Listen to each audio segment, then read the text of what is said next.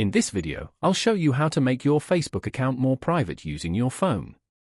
Adjusting your privacy settings helps control who can see your posts, personal information, and profile activity. First, open the Facebook app on your phone and make sure you are logged into your account. Tap the menu icon to open the menu page.